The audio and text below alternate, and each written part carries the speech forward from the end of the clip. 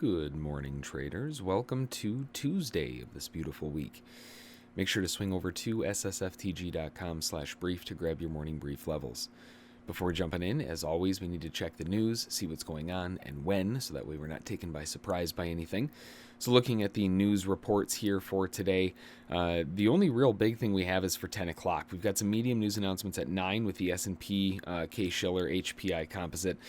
We also have the 10 o'clock CB consumer confidence. These are the big numbers. Forecast is 90, and then Fed Chair Powell testifying as well at 10 o'clock. That's really about it. Today is Tuesday, and there weren't any holidays or anything, so we do have the API weekly crude oil stock later this evening at 1600.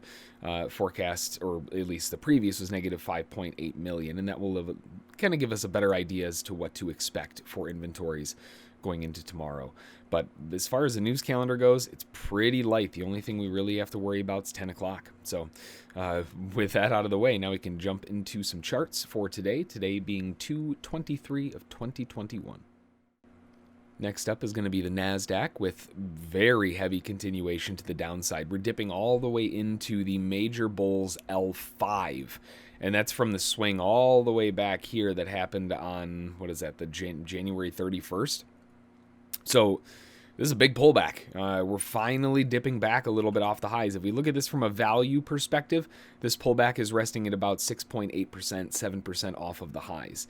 That's a really, really good pullback. Value investors, long-term traders, traders who maybe missed the entire rally to the upside from the beginning of the year, well, they've got their chance to jump back in again. And remember what we were talking about back in January, we've got the January effect where although it didn't close out very strong, it still did close bullish, which typically would indicate that the year is also going to end bullish. So nice little pullbacks like this with that kind of in the background helps a lot. And a lot of traders will definitely be looking to pick up on these dips, assuming that it's able to put in a bottom or something like that. Right now, it's still a falling knife.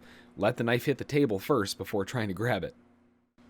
Then over on the S&P with a nice continuation to the downside here as well, and pressing down into a 3-press bottom, just like the Nasdaq. The big thing here, obviously, is there is a distinct difference in aggression. The S&P is still pushing down very nicely, but nowhere near as aggressively as the Nasdaq. Now, if you measure off the top to the bottom on this pullback, we're resting at about a 3%, so you can really see the difference in percent pullbacks here. But we do have a nice pullback on the S&P, and traders love those good 3 or 4% pullbacks on the big Papa S&P. And when we get these dips down into these levels of support, it makes a lot of sense that buyers will be looking to potentially buy in and look to reverse.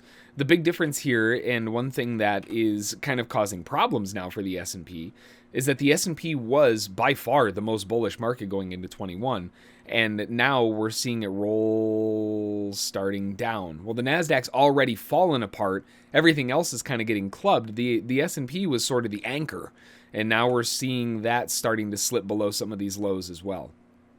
Doesn't necessarily mean the market is doomed and it's going to be collapsing all the way back down, but this is the prerequisite for a bear trend to occur.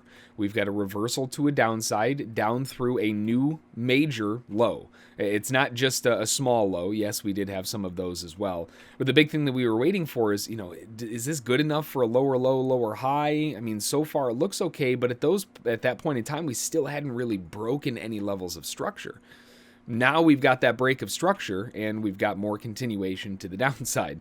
So S&P sellers who are looking for continuation down, well, they've got proof. I don't think they're going to want to sell way down here. That seems like a really bad idea. But this does kind of turn the gears a little bit towards the downside, where sellers may be looking for ways to get in to attempt to drive the market back down. Probably better on a pop, though. And with the index markets getting clubbed, we've got gold catching a nice pop off of the lows. We're back above 1800, kind of, sort of, barely. Challenging that 1800 right there. Obviously was a nice level of resistance. If we go back, there was a wild amount of volatility that came off of that level. And now we're back up through it again. So this seems like sellers really tried to roll this over. And now, honestly, it's kind of looking like a cup and handle formation. And typically with a cup and handle, you expect that little handle to create the breakout point for more up. So buyers are holding really aggressively here. We've got a nice bull channel to the upside, and in the interim, or at least in the medium, we've got a nice trend reversal to the upside, which is enough from this perspective to count for a trend reversal. So everything is kind of lining up to the upside. It's just a matter of seeing if the buyers want to allow a pullback a little further down or if here is good enough. Realistically, we created a really, really nice little range, and the first attempt underneath it usually doesn't do so well. What would be kind of nice, honestly, is to see it go sideways for a bit and then ping off the bottom of the channel. But either way, we are in an area of support where buyers are trying to get the bounce back up. And then over on the crude oil market with a continuation rally to the upside and pegged 63 to the penny. Right there. Big rejection off 63. Obviously, there was not enough to even make it through, and now we're seeing them pull back a little bit. The big objective to the upside, like we've been talking about for a while, has been around the 63 mark now that we've broken higher. And sellers are still getting squeezed. We've seen them try to come in, try to come in, try to come in. And right there is the last straw, the final blow. And they've been getting squeezed ever since, screaming to the upside. The first time we get a halfway decent pullback is very typically where you'll see all of those sellers who were stuck getting out of break even.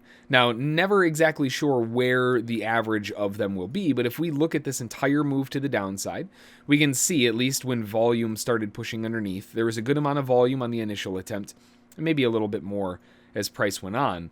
But realistically, that's a nice little pinnacle area. Down here, we've got more volume going back. That's underneath the previous swing. Down here, we've got more volume, and if we go backward a little bit further, that was the breakout point above that previous swing. So everything in terms of volume is stacking up where buyers obviously bought the dip. Now, at the time, it wasn't really so sure, but now we've got pretty good glue that sellers have failed and we're rolling higher. So what we can do now is we can see, all right, well, if we know that sellers are potentially stuck, where are they stuck from? So instead of including this drive to the downside, those would have been buyers trying to accumulate to get out of break even. They would have had their opportunity here. Knowing that sellers will have been perpetually getting stuck in on this move, starting from the bottom and working our way forward will give us a really good idea in terms of where those sellers are from. And here, fairly obvious, we can see 59.50. Along with that, there is a big brick wall of volume resting at 61. There's some more volume resting at 61.75.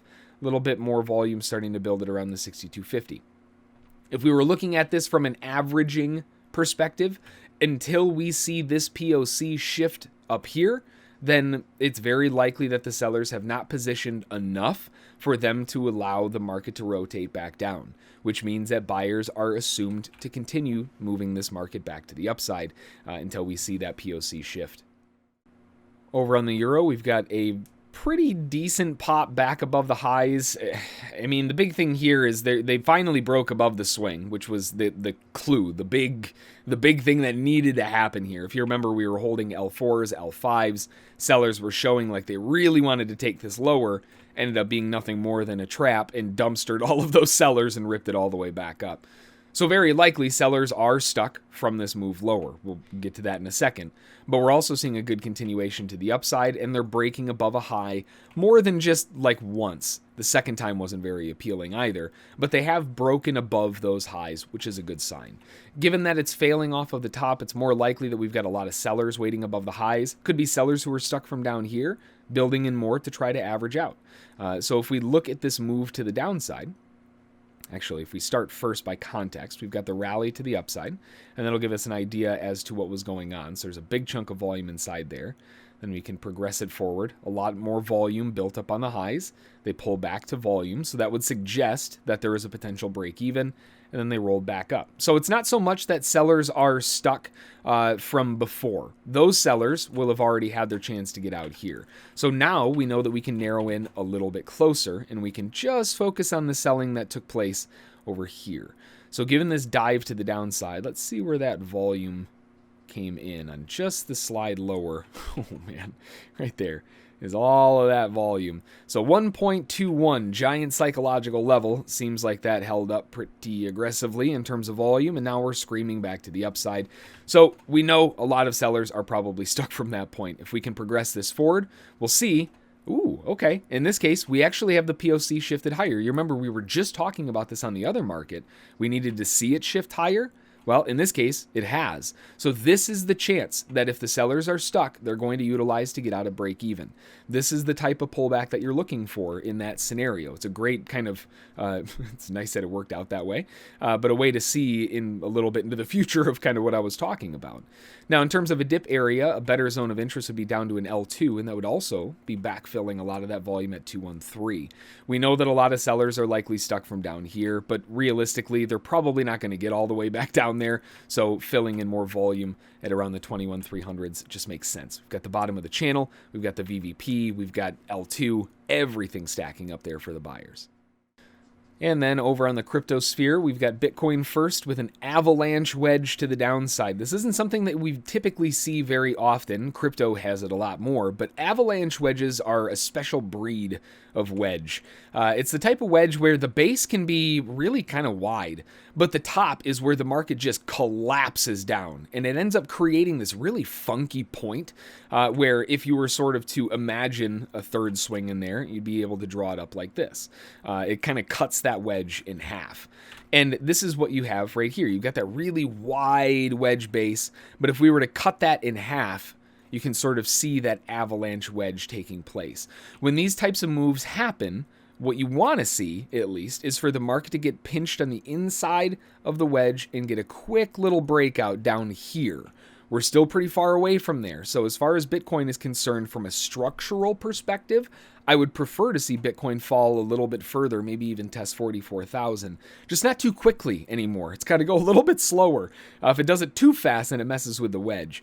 But if we can get this to go down, get a nice little break, those are typically extremely potent reversal signals. But we've still got a little bit of time to go on Bitcoin before we see that.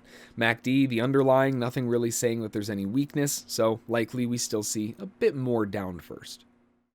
And then over on Ethereum, we have an almost identical situation, another avalanche wedge to the downside with a really wide base. Now, this base is very interesting because we've been talking about this one for a while. This is that 3-press low, and they finally got the test of it. To say the rejection there was strong, I think would be an understatement, but it worked out really well. Beautiful bounce off of that zone. And now we're seeing an attempt to try to hold the avalanche wedge top. So if we can stay inside of here, then get down to that little peak right inside there. Remember, as close to completion as possible. Then get the little breach, poke, and run. That is a very potent reversal signal. It still has a little bit of time to go. So a little bit more down wouldn't hurt my feelings, but it doesn't necessarily have to make a new low. It might by maybe a couple bucks, but realistically, it doesn't necessarily have to. And in fact, it might even be better to hold a big wick on the bottom, but a higher low, just to trap people, or to trap people out, make them think they missed the move.